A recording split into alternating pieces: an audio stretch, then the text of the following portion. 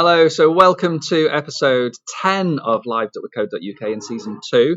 This is going through building on everything we've done in season 2, the basics of how to code in Python. Today we're going to introduce a couple of new themes, particularly to do with drawing with turtle graphics in Python.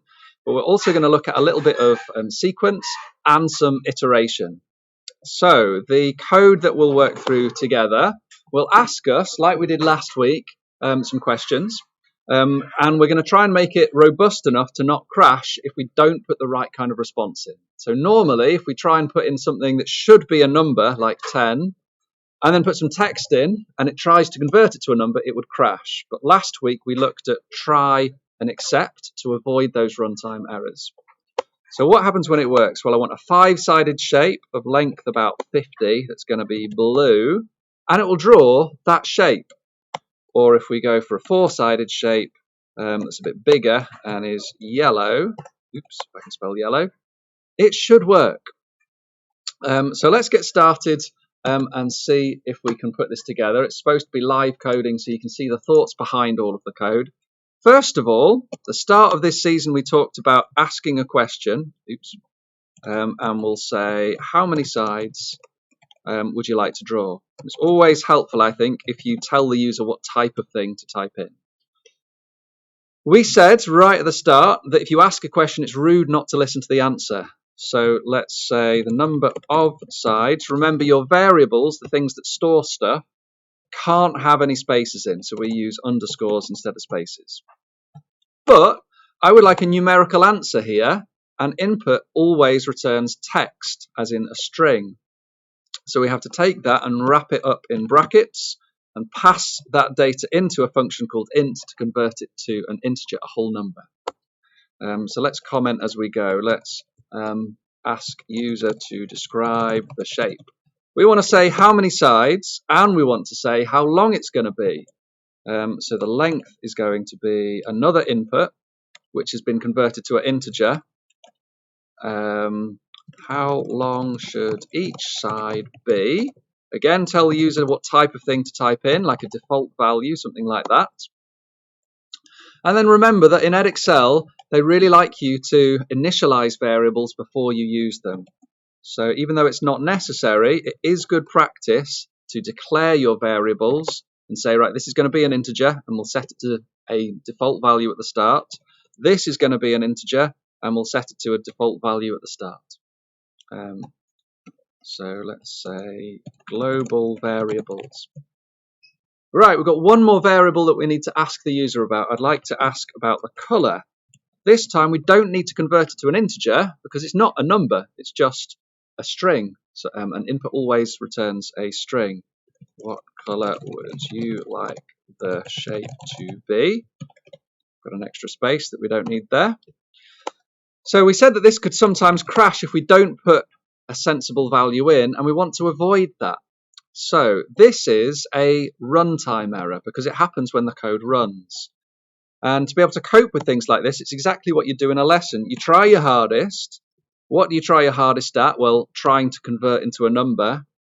But if it goes horribly wrong, this is what you do instead of taking exception. You deal with it. You just say, an error message, please enter a whole number. So if you try 5.5 or potato or something like that, the code doesn't crash. We deal with that runtime error and we display the result that we want. I haven't put this one in there because, well, this just returns a string anyway, so I don't really need to have the custom error message in there. Okay, so let's do our calculations.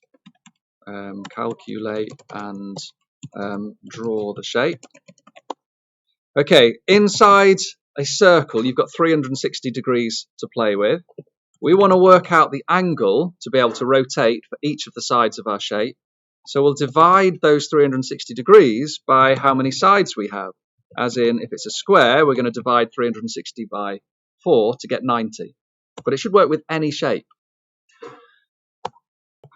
So at this point, if we run it, we're going to have a runtime error when we get to line 15 because I've spelt it wrong. I've got numbers of square because I was trying to be clever and talk about something different to what I was typing.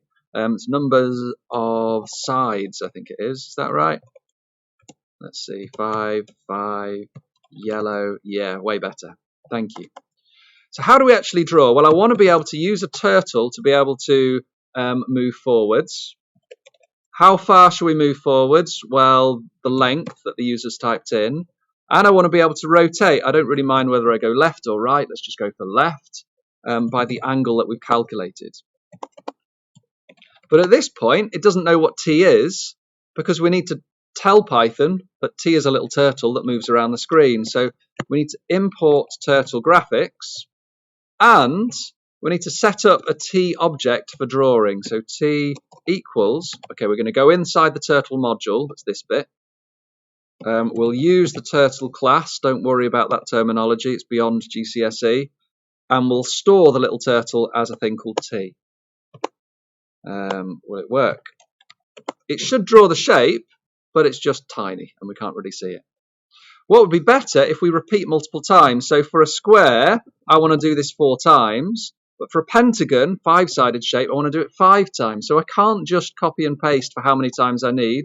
We're going to need some form of repetition, iteration, repeating multiple times. And in the CT lesson that we're going to do today, you learn about while loops, but in this week's live.withcode.uk, we're going to use for loops. So I want to repeat how many times? Well, number of sides times. How do we repeat that many times? Well, we use a variable to count. I'm going to call it I. And we're going to count from 0 up to 1 less than that value. Then we put a colon on the end, and the rule in Python is any line of code that ends in a colon, the next line should be indented. Why? Because we need to know which lines should be repeated. Let's see if this works. I want to have a 4-sided shape, length 100, that is blue.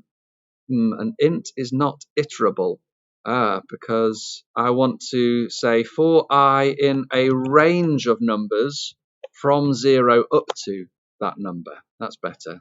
So 4-sided shape up to 100 in size, yellow. So it will draw the square, but it's definitely not yellow yet. How do we do that? Well, we've got a couple of different things.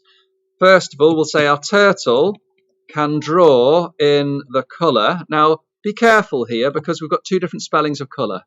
Colour the British way, because I'm British and I've made a variable called colour spelt the British way. Colour the American way, because Python is used internationally and they went for the Americanized spelling for the function called colour, which sets the colour of the Python turtle. So just be careful. If you wanted to be consistent, you could use your variable with the American spelling, but that bugs me. So I'm going to deliberately keep them separate. That will change the colour of the turtle, 5-sided shape, 50 in size, but it's not going to fill it in. And notice we need to be careful about sequence because the order of instructions is absolutely essential. Line 19, I'm trying to change the colour of a turtle that hasn't been born yet. I need to wait until I've got a turtle before I can change its colour. Let's try again.